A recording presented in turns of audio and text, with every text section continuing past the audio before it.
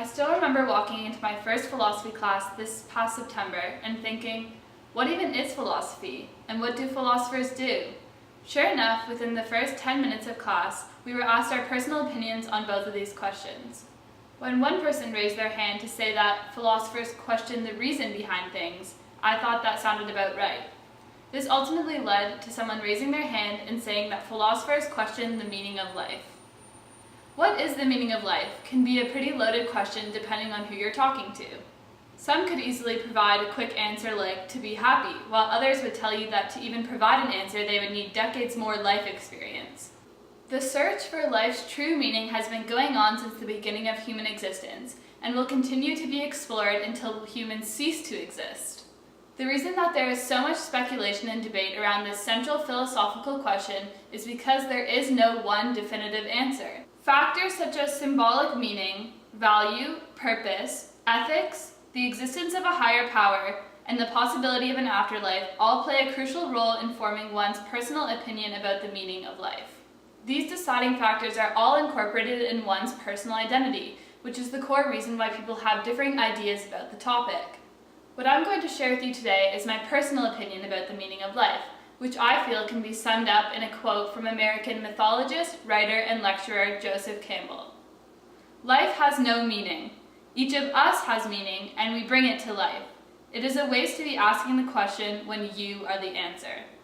I'm going to explain and support my ideas on the meaning of life through an examination of 3 parts of my personal identity: my non-religious upbringing, my need for control, and my belief that you must work hard for the things that you want. Let's first start with my non-religious upbringing. Sir Francis Bacon was an English philosopher and leading figure in natural philosophy and scientific methodology during the period of transition from the Renaissance to the early modern era. Perhaps some of the best work done by Bacon had to do with his discussion and creation of what he called the 4 idols. These 4 idols were essentially 4 different barriers to human understanding. The category which I'll be focusing on is idols of the cave. Idols of the cave are biases based on personal experience, things you've learned or been taught through your environment. A personal cave of mine is that I was raised non-religious. My mother was raised Catholic and went to a Catholic school. During her childhood, she was meant to feel that if she did something that was considered wrong by the church, that she was a bad person or a sinner. My mother lived in constant fear that if she did not confess to something wrong that she had done and ask for forgiveness, that she was going to go to hell. The intense Catholic guilt my mother felt growing up, and still feels to this day, influenced her to raise her children without the presence of religion. This meant that growing up I was virtually unexposed to any idea of the existence of a higher power, ultimately leading me to oppose many of the ideas presented in religion. Many religions carry personal beliefs about the meaning of life or how life should be lived.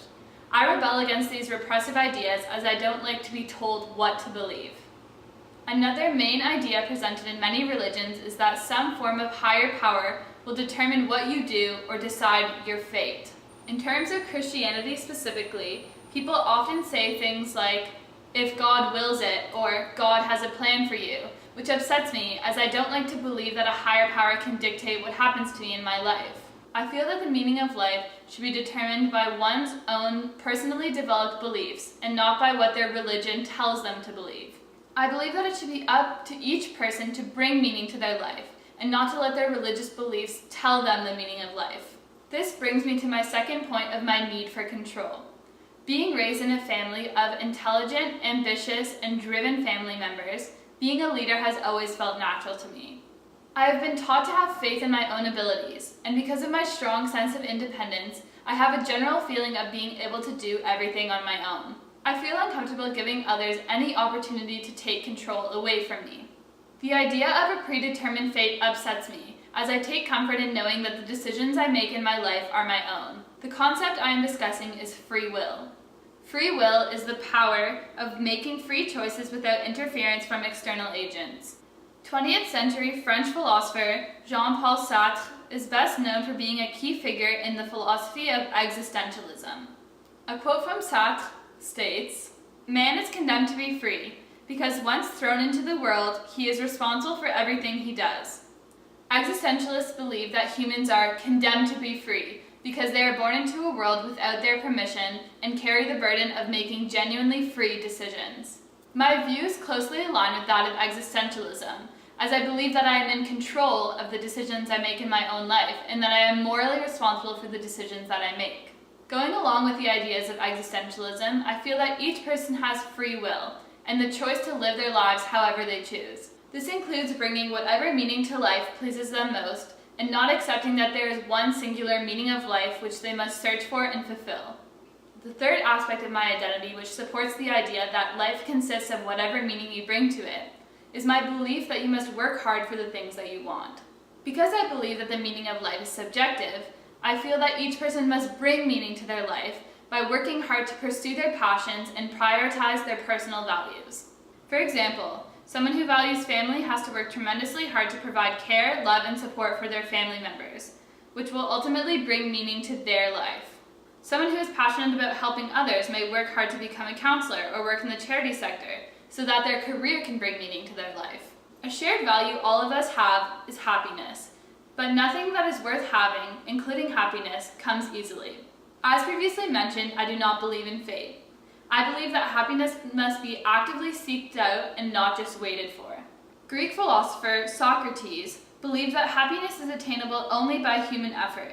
Specifically, he recommended gaining rational control over your desires and harmonizing the different parts of your soul. Doing so would produce a divine-like state of inner tranquility that the external world cannot affect. Essentially, what is meant by this is that hard work, combined with the pursuit of one's personal desires, is what ultimately allows one to create their own personal meaning of life.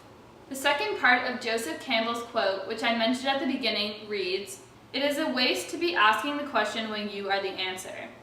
What I mean when I say the meaning of life is subjective is that all truth is subjective. An empiricist, such as John Locke, would argue against this idea by stating that all truth is discovered through sensory perception, and because we all sense the external world in the same way, truth is in fact objective.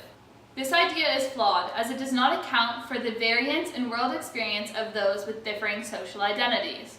These differing social identities are taken into account by many feminist philosophers, such as Judith Butler, who believe that the truth is subjective because it is based on experiences involving gender, class, ethnicity, religion, and sexuality. I myself know truth to be subjective, as what I hold true is not necessarily true for others I know. For example, I may think walking down the street alone at night is extremely dangerous, whereas my dad would think it's perfectly safe. This is because a young girl walking alone at night is often seen as a target for many crimes, whereas a grown man is not. As you can see, both statements are true, depending on who holds the specific truth. Now that we have established that truth is subjective, I will once again state my subjective truth about the meaning of life, which is that there is no one meaning of life. It is up to each person to bring personal meaning to their own life. So, what is your subjective truth about the meaning of life?